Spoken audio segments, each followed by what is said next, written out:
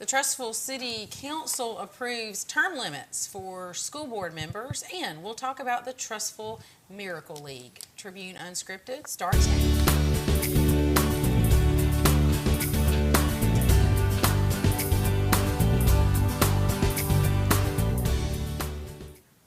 Welcome back, everybody. Thanks for joining us on this Thursday for Tribune Unscripted. I'm Brandon Dawkins, digital media host for the Tribune, and here joined as I am always with Scott Buttram, publisher of the Trussville Tribune. And we are going to get started today talking about a great event that happened a little bit earlier this week, right? One of the better events I've seen this year, yeah. Right. So we're going to talk about the Trussville. I would say that. We're going to talk about the Trussville Miracle League, and we've got a couple of visitors from the Trussville Miracle League. Welcome, ladies. We have Carly Coleman, who is the coaching coordinator, or the chaos coordinator, as you just mentioned, for the Trussville Miracle League. I love that. And Beth Allen Knight, who is one of the coaches. Ladies, welcome. Thank you. We appreciate y'all being here. So Scott was at the game. Was it earlier this week? Yeah, it was Tuesday night, I believe, ladies. Is that right? Yes, sir. And let me just, we've known both of these young ladies for a long time, since they were kids. Known Carly since she was in college. I think you were in college when I first met you, Carly. Yes, sir. And Beth Allen, I've known you so long, I don't remember not knowing you. Right. Of course, your parents are dear friends as well. So really proud of both of y'all and your involvement in all of this, because this is a lot of work. It is a lot of work. But I'm telling you what, it is producing a lot of joy. And it was a very cool thing to witness. Well, ladies, y'all have 47 athletes involved in the league. And so let's talk about what was special about the game this week with the police and fire. Yes. So as a daughter of a first responder, a fire chief, I had the idea to bring out firefighters and police officers to pair up with our athletes. Each of our athletes gets a buddy throughout the game that assists them in playing the game, encouraging them, helping them to follow some of the rules. So we brought them out, and a firefighter or a police officer was paired up with each child. We faced off, and both teams came out victorious, but the kids had a great time. Yeah, it was really special to see how our firemen and our police officers interact with these students. It's, you know, a lot of times our life skills students, they're a little concerned when they see firemen and police officers. They're just a little timid. And our firemen and our police officers, they just jump right in and really bring out the joy and take that barrier down for our kids. So we're so appreciative when we have them and they get to spend the time with them just because of that. Scott, you did a good job with your pictures the other night. Yes, some of them turned out. I had some lighting. I had to kind of watch the lighting because I was in and out of the dugouts. And Carly kind of opened an opportunity to mention her dad is Gene Coleman, the retired fire chief of Centerpoint Fire. Oh, yes. For a number, he was there, decades. 43 years. 43 years. And retired maybe 2 years ago? Yes, sir. Something about that. And he's been on here a few times, so we know her dad very well. And Beth Allen's parents are Marty and Felicia Smith, who everybody knows.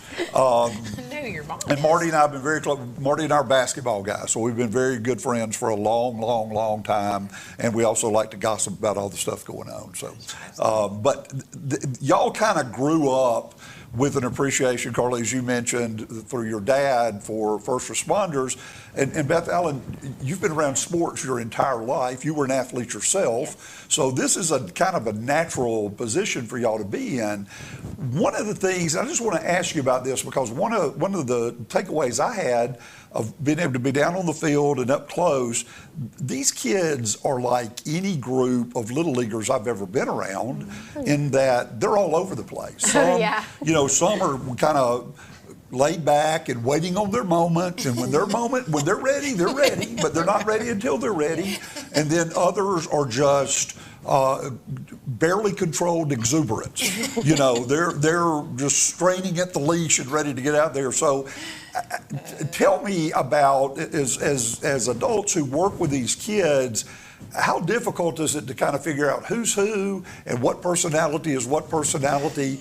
And I was really impressed with how quickly the police and firemen, firefighters tended to just kind of understand that and fall right in line with the personality of the kids. Yeah. Well, I think one of the big takes on that is a big helper for that for us is we have baseball cards for each of our kids. We have a few kids that are nonverbal, meaning they don't communicate with words. And so these cards are made out just like any other baseball card, and they have information about all of our athletes, their age, things they like, things they don't like. And then the firefighter or police officer got to choose which kid they like, hopefully based off of a common interest. And that kind of helped them pair up. But I think the biggest thing for us is spending time investing with the kids, getting to know them, their likes and their dislikes, treating them like you would any other person is the biggest thing, I think. I think Carly does a good job. Typically, I'm coming in on two wheels, but Carly does a really good job of getting whoever our volunteers are the appropriate information, and we give them the autonomy to choose who they want to work with. So we might have one that is nonverbal, and our police officer or our fireman or whoever the buddy is looks at us and just says, "I'm just not completely comfortable with the nonverbal," and we're like, "Thank you for being honest with us. We'll pair you up with exactly who you need to be paired up with." So just giving our volunteers the autonomy to pick who they want to be with, it creates a better relationship and opens up those doors for better conversations when they're comfortable. Ladies, let's transition into talking about the volunteers and how they're used at every game. This wasn't just a special event. You need them for every game. And so for people who may not be as familiar with the league, explain how that works and how people can get involved. Yeah. So we have each of our athletes for each game are paired up with a volunteer, what we call a buddy. And that person stays with that athlete throughout the entire game. That person is their biggest cheerleader. That person is their one-on-one coach. That person hopefully ends up being a really good friend to them. And so we allow them to spend time with that person throughout the game. They run the bases with them. Sometimes they might do backflips in the outfield with them. You never know. You never know. We say we play by no rules for all of our rules. Besides safety, of course. And I think that's really what makes it. So word's gotten out quick. It started with Amorex. Amorex has blessed us with this multi-million-dollar facility, $500,000 facility, and it's phenomenal. And so it started with them. They got word out, hey, y'all come watch this. Hey, come y'all look at this. Y'all. And then we got the Trussville Rotary was there. And then we've had several different organizations that have just reached out. And they asked, can we volunteer? And it just starts with them. Word travels. Word of mouth is our biggest thing. And that has helped us create these opportunities where we can have each of our athletes have a one-to-one buddy. I think also a great partner for us has been the Trussville City Schools. Their athletic program has sent out information to their students because Trussville is invested in making students that are well-rounded and inviting students to come out and volunteer with our athletes. And that's been a huge help for us, as well as some of the local churches. Well, for people who maybe want to get involved during the next season, remind everybody who you serve and how they can sign up later. Yes. So we're on the Trussville Parks and Recreation website. We have a Facebook page. We have an Instagram. If you're interested in coming out and being a volunteer, we're full for this season. But for next season, you can send us an email at trussvillemiracleleague@gmail.com. And I'll hop right back on those emails as fast as I can to you. Or reach out to Chris Mills and Lawrence English. They've been a very big help with Trussville Park and Rec. Yes, they're also a great resource for us. And the Troy Ellis Foundation. Obed can get you involved as quickly as you want to be involved. They've really jumped in this year and helped provide dinner for our families and our athletes twice already, and we've only played 3 games. So if you want to really know, go reach out to Obed Ellis. I love it. Yeah, we should mention the Troy Ellis Foundation. They cooked hot dogs and hamburgers for, I would say dozens, but it may have been more like hundreds of people. There were so many people there, and had their big cooker up. So I was really impressed when you said you've got all the volunteers you need for this year. That's pretty good. And just so the public knows, this is one of the most rewarding volunteer jobs you can do. I've helped with Special Olympics before. Sarah helped with it for a few years. You walk away with that being your best day of the year. Oh, You really do. Imagine. And you serve people from ages 5 to 80 plus. 80 plus. Okay, I want to make sure we got that out there. Yeah. Well, ladies, we appreciate y'all being with us today and all the information. And I just think it's a great thing to be able to get out into the community. So both of you took time out of your day to scramble over here, and we really appreciate it. Of course. Thank Thank you you for so having much. us. Thank you for coming. We're proud of both of y'all. Like to see our kids grow up and take leadership roles like this. This is kind of amazing. They're not kids anymore, but at this age, at my age, everybody's a kid. All right, we're going to take a break. When we come back, we're going to talk about those changes to the Trussville City School Board. Stay with us.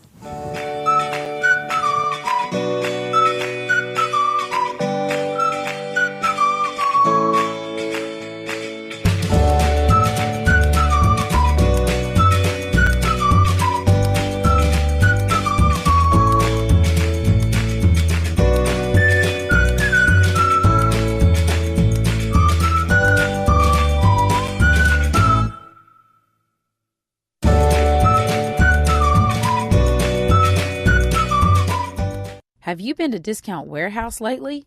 New electronics, brand name makeup, and bedding arrive daily. Follow their Facebook page to find out about special sales on clothing, tools, and fireworks. Discount Warehouse, where you will never pay retail price. Ah, now this is the life. Who's a good boy? Well, to tell you the truth, it's my humans. They're the ones who made sure to buy me a home with natural gas. The furnace warms like no other. The fire turns on instantly. Whoa. And I'm happier than a beagle in a bacon factory. Oh, that's the spot. And with the money we save on our energy bill, well, I got big plans for that. Visit my website and learn why natural gas is a home's best friend. Welcome back, everybody. Okay, let's get to some other news of the week. You know, last week when we were here that night, there was getting ready to be an event in Trussville about the comprehensive plan. It's kind of a public kickoff at the Trussville Civic Center. There was a lot of activity around that. You attended that event, and so let's talk a little bit about what you heard and saw. Well, I was there for the first part, the presentation part. We will have the mayor and Dr. Martin on next week, so I can, if I misstate something, we'll be able to clarify it and get it right. But I have described this as kind of updating the 2040 plan, and I think I think that's probably kind of part of it, but not all of it necessarily. So we'll ask Ben to kind of explain that a little bit better. But the presentation we heard was just different ways of developing the city going forward. You know, getting public input on what would you like to see and where would you like to see it. And they also, as I mentioned, showed like different concepts of designing neighborhoods and subdivisions that we may not have seen before, that's being done in certain areas. I recognize some of it that I have seen in other cities, but I thought that was probably the more intriguing part of the evening for me, just to see the way they can put in a neighborhood and conserve a lot of green area without it being crap green area that nobody really wants to go into anyway. There's just a lot of imagination out there in how things are being done. And based on the reaction I was seeing from the audience, I think a lot of people were pleasantly surprised at some of these new concepts that they were sharing. So that was the biggest part of it, is they just shared different things and different concepts and how you can accomplish goals that maybe you weren't familiar with before. So all of that was very interesting.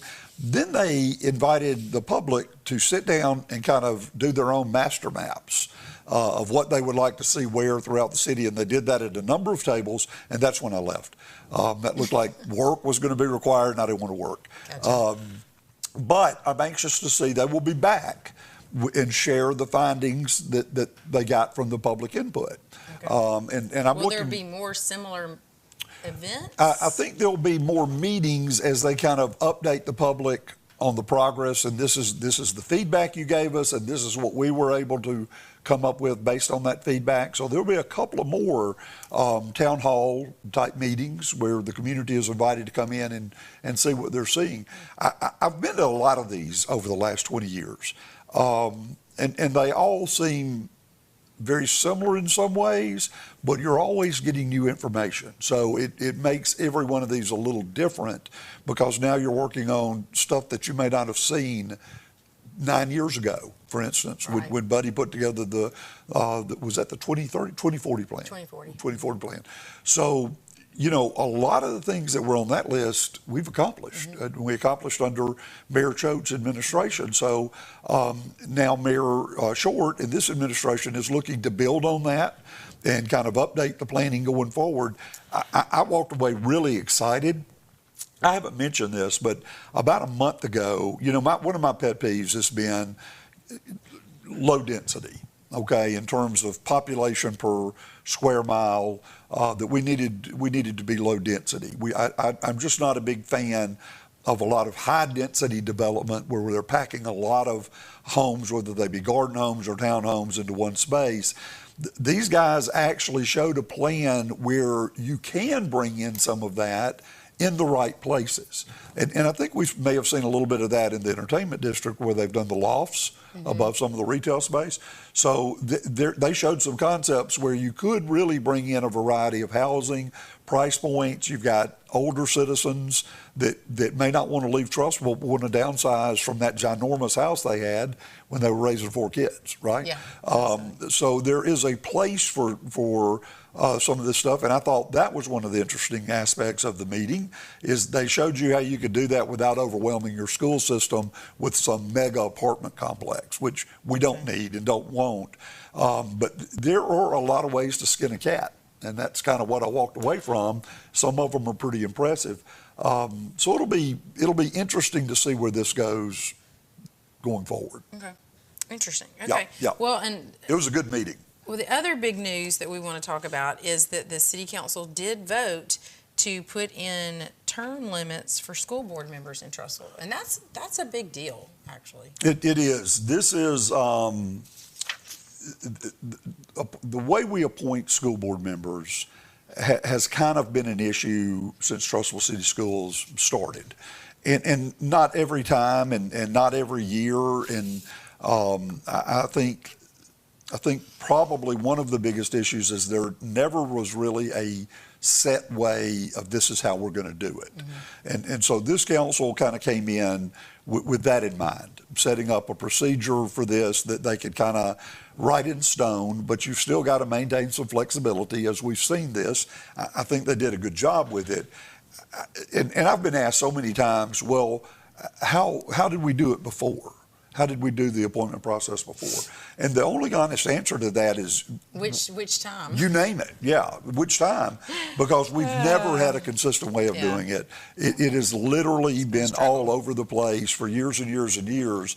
Despite that, we've had some awfully good board members appointed, and we've had some awfully good boards over the years, or you wouldn't have Trussville City Schools solidly as one of the top 5 systems in the state of Alabama. So I don't think it's been detrimental, but I think maybe we've missed some opportunities to be a little bit better because we didn't have something in place or a way in place. So I think this council, which deliberated on this for months and months and months, had finally reached one of the more workable and transparent procedures I've seen. And I've watched this since our first school board. When the council appointed the first group before we even had Trussville City Schools, I've watched this. And I'm more comfortable now than I've ever been with the policy and procedures that they have put in place. They didn't have 100% agreement. Councilman Miller voted no on the amendment. He had 2 concerns, and I think Brady did a good job covering his concerns, despite some complaints I've seen. His concern was with how they'll handle the reappointment process and whether or not they will sit for interview. He also had concerns on whether or not the council knew who had actually applied this time. Though I will say, Council President Jamie Anderson had stated in a previous meeting there was only one applicant, and her name was Ms. Womack, and she withdrew her application due to other job obligations that came up after she applied. So that was known by the other counselors, and the concern about whether or not a board member would sit for interviews if they were being reappointed. The council did put a policy in place, but they left themselves flexibility, and the council can vote to override and request an interview even if one's not necessarily required. They set a 2-year or 2-term limit, not a 2-year, but a 2-term limit. These are 5-year terms, by the way. But they also left the door open if the circumstances called for it. They could appoint somebody for a 3rd term, but it would require a council vote to do something like that. Okay. And I say if something came up, if for some reason you had a bunch of first-term board members up there, which you could have, not because because people decide to step away or things like that. So they left the door open for them to react to extenuating circumstances. So let me ask this. You may have already said this and I missed it. So for people currently serving, when does the term limit start? I'm not clear on that. Brady, did you get that? Are they starting from their original term? Or does everybody start fresh? I knew that they had talked about that. Yeah, I think it did, but they did mention that this is Tolbert's 2nd term, so I kind of think they're taking them where they are to some extent. We'll get a clarification on that because I'm not real clear on how that was. We did make an error in the initial story in that we said that Tolbert had not been reappointed on Tuesday night. We corrected that story. She was reappointed Tuesday night by a 4-1 vote, with Councilman Miller again voting no on that, based on concerns that he had over the procedure that he had mentioned on the previous vote, when he had been the lone no vote on that as well. Okay, interesting. So, but we'll get clarification on where they're starting. Or where they are in terms of their experience. Is it starting fresh with everybody, or does it count from? I think it might count from where they are, but Brady thinks everybody might be treated as first term. So we'll find that out. That's easy enough, and we'll clarify that. Okay. All right. Well, moving on. Let's turn to Irondale. So Irondale yesterday broke ground on a community storm shelter, and so that's I think it's going to be able to hold 200 people, I believe. And so it's like a $650,000 partnership between Irondale and Jefferson County. So if I believe that's the first one in their community, and probably much needed. It might be. You're seeing more and more of these community shelters pop up all across the state of Alabama, and for good reason. The timing may be really good since we've been in a drought for about a month and a half, 2 months now. That appears to be ending this weekend. I hope so. And it may bring some stormy weather with it, so we'll be keeping an eye on it. But that was right here. We are at the beginning of, not the beginning of. We've been fortunate so far. We have been. But I hate droughts. Except that we've not gotten any rain. I hate droughts. So, but we have not had any inclement weather. We did have the Gustinado and the hailstorm. That's true, we did. Other than that didn't affect any residential areas, but other than that, it's been pretty calm, but it won't stay calm, and we know that. Right. And so when this mentioned that it was going to have a brick facade to blend in with the neighborhood that it's in, it has restroom facilities included, and so that's a good addition for their community. Yeah. Do you know, does it say where that's located? It is 5313 Beacon Drive. Okay.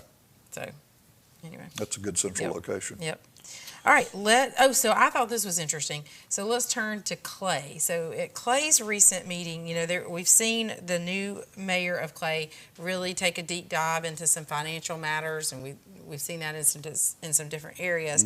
And Mayor Anderson was looking at wanting to put in place like an ordinance that would, anytime and to any of the agencies, outside agencies that they provide funding to, that agency provide Clay with some information that says exactly how that money is being used. But they ended up tabling that to explore it a little bit more deeply. Some council people had some concerns maybe about maybe you could use it on a case-by-case basis. But I did think that was really interesting because they, I think that cities should absolutely know how, because cities do provide a lot of money to a variety of agencies, and you should know what exactly it's going towards. I think so. I think this conversation probably started after the fallout from the Pinson Clay Chamber. Yes. When both the city of Clay and the city of Pinson, or at least elected members of both city councils, had questions about, well, we give you money each year. Can you show us where you're spending it, how you're spending it, and how you're using it? I think in Clay's case, everybody's aware that that former chamber had done the Butterbean Festival every year, but that's in Pinson. It's not in Clay. So they had some questions. There had also been questions already between the city of Clay and that same chamber about how to handle championship rings for Clay Chalkville's football team.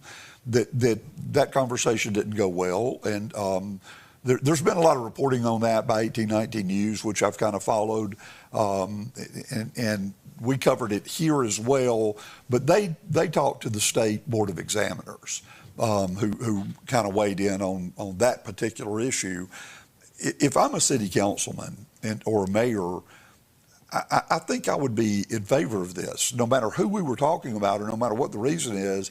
If I'm spending the people's money or giving that money to another organization, I would think it's kind of their responsibility to know. Yeah, I don't think that's an unreasonable request. No, it's not. And listen, cities have been burned. Maybe cities need to be doing more due diligence on that. I mean, I can give you a lot of examples out of the city of Birmingham, where they had given hundreds of thousands of dollars to groups only to find out those groups were not who they thought they were. And so you'd rather know that ahead of time, I think, than after the fact. So if I were a council person in any of our cities, not just Clay, but any of our cities, I would want to know as much as I can about any group before we give money to them, give our taxpayers dollars to them. Well, you're definitely seeing Clay look at how they spend and what it looks like, but because you've got new leadership in there for the first time in a long time. Right. And so you're really seeing some good conversation and that push and pull of figuring out, what's right for this next phase. Yeah, I think this group may have struggled a little bit to come together early on, but just because of the dynamics of politics. They're all good people up there, and I've watched several of their meetings. It looks to me like they are starting to realize, hey, we're all in this together, and we got 3.5 years to go. So again, those are good folks. They're coming together and figuring it out. But in stuff like this is kind of a no-brainer. Yeah. What reason would you have for not wanting to know everything about an organization before you hand taxpayer dollars over to them? Yeah, absolutely. Okay, we're going to take a break. When we come back with some more news to get to for the day, including some upcoming events that you don't want to miss. Stay with us.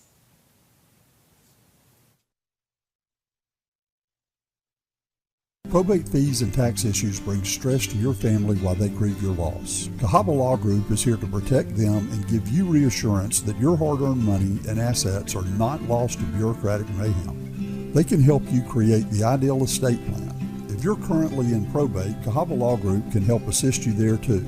Plus, they can handle more than just probate. They can serve you in just about any legal matter. Begin now by scheduling a consultation at cahabalaw.net. I'm Drew Lawley, General Manager at Courtesy Buick GMC. Come see us at Courtesy, where we have over 300 vehicles to choose from, including GMCs, Buicks, and certified pre-owned vehicles. Come see us at Courtesy or check us out at courtesybirmingham.com. Proud supporter of our area high school teams.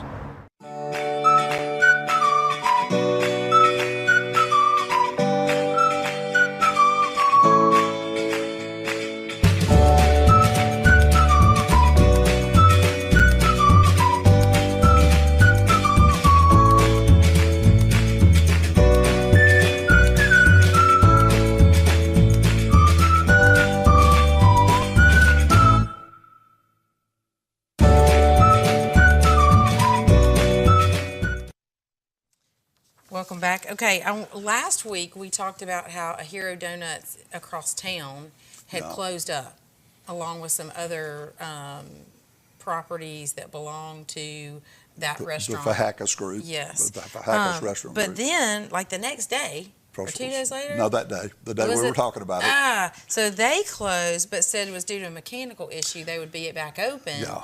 But so far, they're not. They're open. not. They were actually closed while we were, the Hero in But Trussville Rodney was Scott's is closed. Rodney Scott's is open. Okay. Hero was closed while we were talking about it. We just weren't aware of it. They had okay. not opened that day. Found out about it shortly after the meeting, went by, took a picture of the sign. And it didn't do a story that day because it said a mechanical issue, we'll see you tomorrow. Yeah. That's what it said. Okay. So I went first thing Friday morning and it had not reopened. I did talk to someone associated with the business who said yes, there is a plan. They do plan to reopen it. When I asked what the timetable was, he didn't know. And he was just being candid, but he didn't know. A lot more information has come out since then, a lot of that through the Birmingham Business Journal. Some of it was reported yesterday. There are clearly financial issues, okay? A developer by the name of Moron, I think it's Mouron, who is actually involved with the Fahakas group on a development that opened, I think, in Chelsea, Valley Post, I think is what it's called. So that was a retail development that included 4 of their restaurants. So he was had been working with them. Evidently, he had also maybe built some of their other restaurants. He placed liens on multiple properties earlier this week, because he has not been getting paid rent. Okay. I think it may involve some of the development stuff he had done with them as well. So that's a new development that is certainly a red flag and not a good sign. Yeah, it was, if I'm not mistaken, several $100,000 in liens have been placed against several of the buildings. The Trussville buildings were not included in that. So they may have used a different developer for that. I don't know the circumstances. But these are the type things you start seeing creditors do when they are fearful that they may be headed into bankruptcy court. Okay. So they're kind of staking their claim. We're not aware of any bankruptcy filing at this point. But I think if we've got the numbers up to date, 3 of their restaurants have been closed, including Trussville. Their marketing person, I think, told the Birmingham Business Journal they hope to reopen everything, but being candid, some of these could become permanent. And they've brought in a third-party consultant to kind of look at everything and figure out where they are. Okay. There's been a lot of talk about them growing very fast. I don't know that I would say that. I think they've grown pretty steadily. They've added a lot of names, different restaurants. And it's pretty spread out, pretty diverse now. But it's kind of hard to figure out if there is a pattern or a system, or if they were just building up different, because they've got Tasty Town, which is a Greek place. I think they've got an Italian place that I just heard of for the first time when all this went on. Hero, Rodney Scott's, and I feel like there's an obvious one that I might be missing there, but I'm not sure what the situation is. Nick Pahakas had a lot of success when he owned Little Donkey. Little Donkey was the other one, very popular. I thought they were looking at Trussville at one point. I heard rumors that they were. But when he started Jim and Nick's, they had a lot of success there. And I believe they sold all that off. I think they sold Jim and Nick's off when they started the Fahakas Restaurant Group.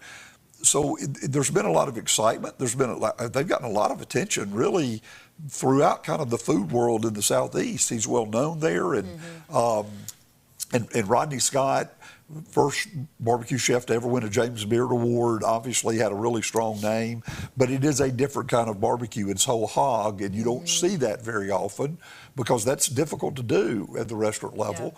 Yeah. And so some people love that, and some people are more accustomed to what, Full Moon may be serving, or Jim and Nick's, or Moe's Barbecue, which is more traditional, ribs are cooked as ribs and whatnot, and not necessarily the whole hog. Did Pahakas own Dodio's in Homewood, or was that? I don't remember his name associated with it, but I wouldn't say no because I don't know. Okay. There's another name popping in my head on that, but I may be confusing myself on that. I remember Dodio's. really well. But we're just going to have to keep watching. I don't think this story is anywhere near the end. Sounds like it's not. Okay. My gut feeling tells me it may not have a good ending, though you never know, because you can see another group come in and buy this up and flip everything and make it all do great. Yeah, the locations of most of their restaurants, I think, are very good, but there's clearly going to be a lot to get worked out going forward. All right, well, let's look over at Springville. Big news out of Springville this week. They hired a football coach. Yep, Jeff Lumpkin. My understanding is I think maybe as many as 6 people were possibly interviewed for that. Wow. And I won't get into the names because some of them are local and, or have had connections locally. So we won't get into that, but I will say this, based on the names that I heard that applied and were interviewed, that a really, really good group that was interested, and who wouldn't be? Mm-hmm. Springville's one of the top-rated academic schools in the state. They do a great job there. It is a great place to live and raise your family. Well, and he already lives there. Yeah, he's already there. So. And I wonder if that may have given him an edge. And he's got, he's got a good reputation as well. Okay. Well, that'll be good to see for them. I was glad to see this. So there's an event coming up. It is next week. It'll be next Tuesday. There is a golf tournament, Pars for Peterson, that is going to raise money for Drew Peterson. Many people in Trussville know Drew. He worked for Trussville Parks and Rec. He was one of their head guys for a long time, and he suffered a very severe stroke. Yeah. I think it was last September, and I didn't even know for a long time that had happened to him. Yeah. But had wondered. We had contact with him here through work, but had not seen him, and was really sad to hear what was going on. And so I'm glad to see that they are doing this for him. And I thought it was kind of interesting that his son, right? Am I saying that right? Is his son, Preston Peterson, who is a physical therapist now, is kind of heading this up. And I thought that was interesting that his son has that knowledge, and sometimes what a blessing in that situation. No kidding. And the person that reached out to us was Bill Serena, who also has a really good reputation as a physical therapist. Yeah. But Drew suffered a debilitating stroke, and it was just as he was leaving Trussville and taking a new job. The timing was really bad on this, and it was serious. I mean, it was very serious, and it was touch and go for a long time. I've known Drew since he came to Trussville and consider him a good friend. He's a good guy, and I know a lot of people in Trussville really care about him and his family, and I think just wanted an opportunity to do something to kind of help support him. So I'm hoping there's a really good turnout for this. I would be surprised if there's not. Well, there's a list. Honestly, there's a list of sponsors, and I think that's so great. But it is next Tuesday. So if you're still interested in signing up, that event is at 1 p.m. next Tuesday, and just a lot of good groups involved with that. Is that at the Silos? It is at the Silos. Yep. Thank you for mentioning that. So anyway, we want that to be successful for him and his family. We do, and we're certainly thinking about Drew and his family constantly. Yes. Okay, the last thing I wanted to mention that I thought was interesting was that a possible movie premiere coming to Turkey Creek this summer. So this would be it's from some Pinson filmmakers, and this would be their second movie. Their second movie, yeah. Which I've not seen the first one, but I've talked to a lot of people that have. This is actually called Turkey Creek. Yeah. Okay. And folks who saw the first movie said it was impressive. They thought they did a really good job with it. So Deidre Ruff and her husband Keithan Ruff. Yep. And so we'll kind of keep our eyes on that. Maybe we can get them on here. That would be so. We'll keep our eyes peeled, and we'll see if we can do that as that gets closer. So it's always interesting. I read a little bit about it. I'm not sure I really get the plot of the movie, but I know this: they'll have the best movie background that they could possibly have, because Turkey Creek's just beautiful. Yes, absolutely. If they're literally filming out there, you can't buy a backdrop like that. Well, and they said they're hoping to have the movie premiere actually at the Rock School Center in Pinson. Oh, cool. So that would also be really great. Be a good connection. Yeah, great. Yeah. So, all right. Well, that's everything we have this week. We do hope to get rain this weekend. Well, it's kind of a bummer because there's a lot of great athletic things going on this weekend. Yep.